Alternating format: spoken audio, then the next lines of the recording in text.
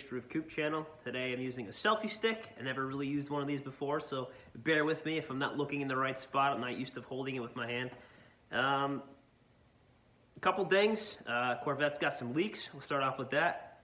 The oil's leaking and the power steering cooler is leaking. The oil, I tracked it down to the oil temp sensor that's right on top of the oil filter. No big deal. I was able to track down the parts for them. As many of you know, these cars are getting older now. I mean, we're on C8 now, so these are 3 generations ago. 20 years old, some of them up to 23 years old. So tracking parts down for them sometimes is a pain in the butt. I was able to find these guys on Facebook, and I'll put a link in the description, called Vette Villians. They're really, really awesome guys to deal with, so I'll tell you about my, my dealings with them. Also, I had a bunch of questions always on my Harbor Freight roller carts, what I did, so I'm going to go over those a little bit. I think I'm going to be getting rid of them and move it up to a bigger full-size box. We'll go over that in a second. And I also got a new tool from Harbor Freight, which I'm very excited about. I'm going to do an unboxing of that. And I did get some bolt-ons, well, one bolt-on for the Corvette. Then I have a couple of plans for it, so we'll go over that in a minute. All right, so here's my roller carts. I had bolted the side box to one of the sides of the carts to try to get a little bit more room and get some stuff in there. It's starting to get filled. That whole center box is filled chuck full. This right box over here is pretty much full too. I like the top, how it's open. I like how it's deep. But the only thing I really don't like is I can't put these side by side. So I can't have the 1/2-inch drives side by side. You know what I mean? Like if I wanted to put the standards on the right and the metrics to the left, I can't do that because it's only 30 inches in here. And it's one of those things where it's like my OCD is I get upset about it. So I think I'm going to be migrating into either the 54-inch box that US General does, or I might just go for it and get the 72-inch. I'm not sure yet. I really just want one of those solid drawers, kind of like this size, the entire length that you can just open up and get to all my sockets. So that's kind of what I'm going with for ideas. And many of you know, always ask me questions. How did I get this box to stay here? Well, it's pretty straightforward. It loops over just like it would on any other box. It's enough room. The only thing is you're going to have to grind down the contact spots where these lips are on this. So if you see me closing this, it's ground out right there so it closes if you want to lock it. If not, you can just leave it the way it is and leave it open all the time like I do. A couple questions I had is how do the pistons hold up all my wrenches on there? I don't know, I've had these for like 2 years now, 2 or 3 years, whenever I made that first video. That one's open primarily all the time, so there hasn't been any issues with that. These carts are awesome. I feel like these are the first generation ones compared to what's in the stores now. So like these locks that are underneath here, they feel a lot nicer and a lot smoother in mine versus what's in the store now. I don't know if it's thicker plastic or whatever it is, but in the way that the drawers slide open too, maybe it's just mine are worn in. I'm not sure, but yeah, I don't know. That's my opinion on it. So what I think I'm going to do is I'm going to end up selling probably at least this one. I might hold on to those and keep, I'm not sure yet. I might go with a 44-inch box and keep that, or I might just go for it and get the big box, maybe, and still keep that. We'll see. It's sort of like junk and stuff, but I want to get one of those lockers too to hold like my torque wrench boxes and like my tap and dies and stuff like that, my jaw pullers, and it stinks being open like that. It gets all dusty, and I don't really roll these. They stay where they are, so I don't know. I just bought them because they were super cheap and it looked cool, but kind of jumped on that, but no big deal. But also what I've been doing is these are all my spare, like Pittsburgh and spare Craftsman and stuff like that, minus my impacts. And I'm kind of putting together a little bag almost to carry in my pickup truck. I never have tools in my truck, and I needed them the other day, and I was kicking myself in the butt. So that's going to be my project with those. Obviously, if I do go get with the bigger toolbox, I'll do a review and an unboxing of that too, and let you guys know what I think, you know, qualities and stuff, which I'm sure there's a million other videos that people say they're awesome, because, I mean, they really are for the money. And let's check out some other stuff I got. So this past fall, I had put an LS7 clutch kit in the C5. when I did the cam and the headers and the bolt-ons and everything, and I tuned it, the clutch, the factory one, I mean, it had 38,000 miles on it when I bought it. It's at 46,000 now, but that clutch, the factory one, the LS one, did not like the cam swap and the tune. Like, when you grab second gear, sometimes it wasn't even there. And it got to the point to where I was taking off in first gear, and instead of smoke coming where the tires were, it was actually coming out from the bell housing. So I knew it was time to do a clutch. I got a really, really good deal on the clutch. I got it from Rock Auto. A lot of people go straight for buying the LS7 clutch kit, but there's actually a loophole to that. So if you go to, I'll put a link in the description for this too as well. If you go into the year for Corvette on Rock Auto, there is a LUK brand, which, believe it or not, LUK makes the factory clutches for General Motors. People call it Luke, some people call it LUK, whatever you want to call it. It's like a 905 part number. I will link it below, but the entire kit is made for the C5. It replaces it for the heavy duty clutch and their little options. It's the flex plate and the pressure, not flex plate, but flywheel from an LS7, the center ones that align themselves, and it's the pressure plates from an LS7 with the same clutch disc. It's basically an LS7 clutch kit, but they sell it with all the bolts and everything for a C5. Instead of piecing it together, I think it was like $240, I think, something like that, $270. You can even buy it on Amazon. I'll put that link in there too if I remember to when I'm putting this video together. But since I did that, I always read, oh, the LS7 clutch is so heavy, I would put an LS6 one in there, yada, yada, yada, yada, but it was cheaper to buy the LS7 one, and it holds more power, but it weighs more. So I've read you can lose upwards of, I don't know, 10 wheel horsepower or so with upgrading to that clutch. So I said, hey, I got to make up for it somehow. So I ended up buying myself a new intake manifold. My Corvette is the 2000 fixed roof coupe, so it's a LS1 with 241 heads with an LS1 intake manifold. So I was able to locate a really clean and in good shape LS6 intake manifold. I got all new gaskets for it. I can show you those in a minute. You want to see, but I'm sure you don't care. The main thing I was worried about is a lot of these are always cracked. This one I'm assuming was from a Camaro or somebody that had a drive-by cable on it. Or it was on a Camaro at some point or something else. But the map tab and everything is actually not broken, which is really good because, oops, sorry. Most of these are always broken. And I'm going to take the chance and leave that. I'm not even going to bother taking it off. And I'm just going to run that one, hoping that it's in good shape. If not, obviously I'll switch it out. But really excited about that. Also, when I pulled the throttle body off, I found a gentleman to port it for me. So I figured, you know what? It's off.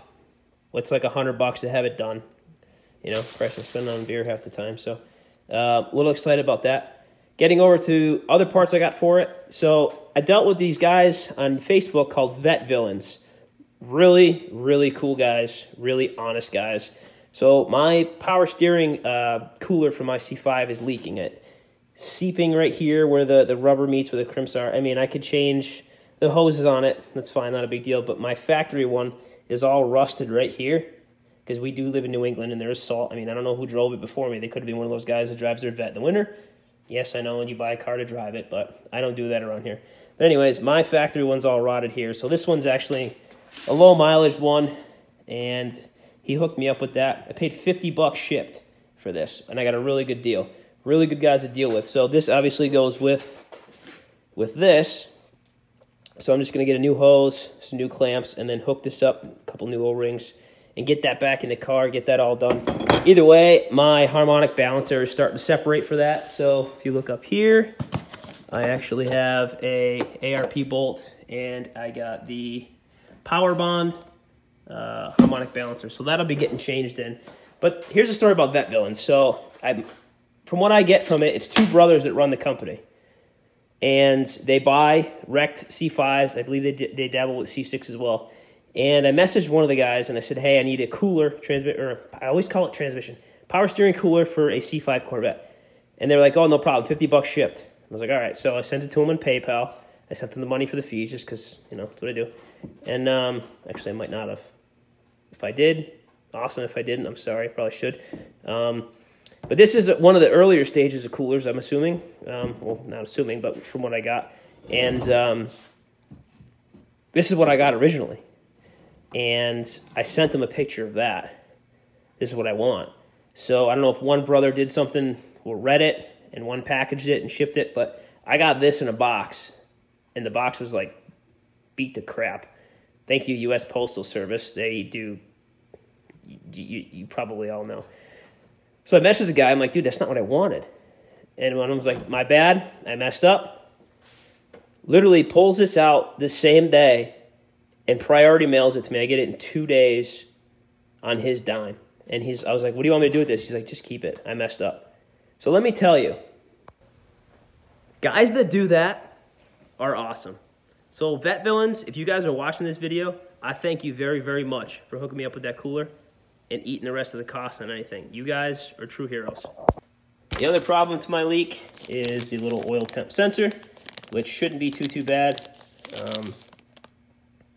It is what it is. It says the torque to 15 foot-pounds, but there's no way I'm getting a torque wrench in there, so we'll do a little hand tight. I gotta be careful though, because I'm notorious for stripping bolts. So, my new tool I got from Harbor Freight is the Icon 3/8 drive torque wrench. They have coupons in their books right now for 20% off. So, and it ended up being like $79.99, which was pretty awesome. A friend of mine let me borrow his Snap-on one for the longest time, and I kind of just inherited it for like 2 years. And then he broke a bunch of his other ones. He's like, hey, I need my torque wrench back. So I got the Pittsburgh 3/8 and Pittsburgh 1/4 inch, and I don't really, I mean, people trust it, but I don't. So I saw a bunch of reviews on this, and I said, you know what, for 80 bucks, I might as well. So I picked one of these up. I'll try to prop the phone up somehow and open it up and do that, but that's that. Getting back to the C5, when I get the throttle body off and I get it ported and whatnot, I'll do a little video on that, reviewing it, and then I'll tag the guy that's doing it. So if you guys want to get some ported stuff, he does intakes, he does heads, he does everything. Everything's hand ported. I had a nice lengthy conversation with him online on Instagram, and he's got tons and tons of videos of him porting stuff. Same thing with social media, so I'll get that to you guys if that's something you are interested. But I'll do that in another video. I'm going to get back to the dyno on this too. I think I might do a base run before I put the LS6 intake manifold on and before I get that ported throttle body on, just to kind of get the numbers. I really want to see if I lost power by putting that heavier clutch in. It's a huge debatable thing on like the Corvette forums and stuff like that, so I kind of want to see. I think I still have the printouts of the dyno sheet. Car made 375 wheel, 373 torque, I believe, right here where we are in Mass. So I'm assuming corrected at sea level or whatever they do, which probably, I think it was like 10 less on each of them. But it'd be cool to see that and then do like a comparison video too. I don't know what to do for videos. I'm not Mr. YouTube, but I like to try to have a little bit of fun with some editing stuff. I don't really have a good way to prop my phone up, but this kind of works, I guess. So I'll do a little unbox of this. Cut myself. I'm usually pretty bad with these. I'm super excited about this. The Icon brand stuff is pretty gnarly. I was going through the store the other day when I was buying this, and a lot of their stuff it literally looks just like Snap-on for a fraction of the price. I'm real big on Craftsman, American-made tools.